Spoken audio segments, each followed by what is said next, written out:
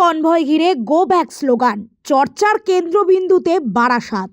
সোমবার সন্ধ্যায় বিজেপির বারাসাত সাংগঠনিক জেলার উদ্যোগে পরিবর্তন সংকল্প জনসভার আয়োজন করা হয়।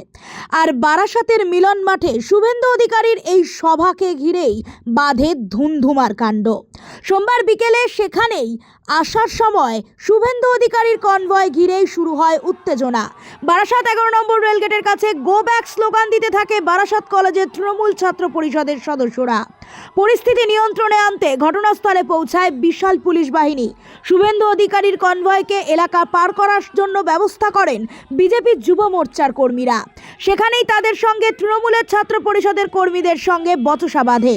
পরিস্থিতি নিয়ন্ত্রণে আনতে পুলিশ তৃণমূল ছাত্র পরিষদের কর্মীদের কলেজের ভেতরে ঢুকিয়ে দরজায় তালা দিয়ে দেয়।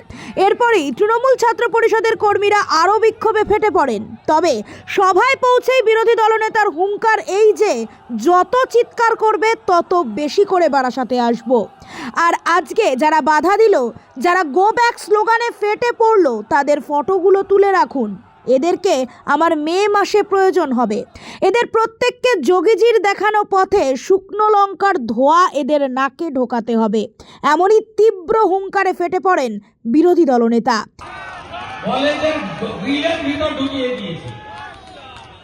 যত চিৎকার করবে ততবার বেশি করে আসবো। 12ই জানুয়ারি তাপস মিত্র ডেকেছে, আসার চেষ্টা করব। 22শে জানুয়ারি রাজীব বলছে রাম মন্দিরের 3য় বর্ষ পূর্তি, আপনি আসুন, সারাদিন চলবে, আমি আসার চেষ্টা করব। আরেক দাদা বলছে 29 তারিখ মধ্যমগ্রামে গীতা পাঠ হবে 10,000 কণ্ঠে, আপনার আশা চাই, ফাঁক পেলেই আসবো। আর এদের ফটোগুলো তুলে রাখো, আমার লাগবে মে মাসে, লাগবে।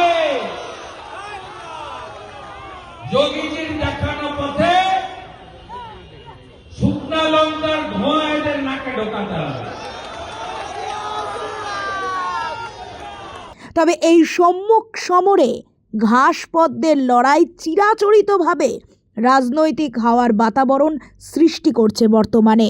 নির্বাচনে এই হাই ভোল্টেজ মিটিংয়ের ঠিক কী পরিণতি হয় সেটাই এখন দেখার।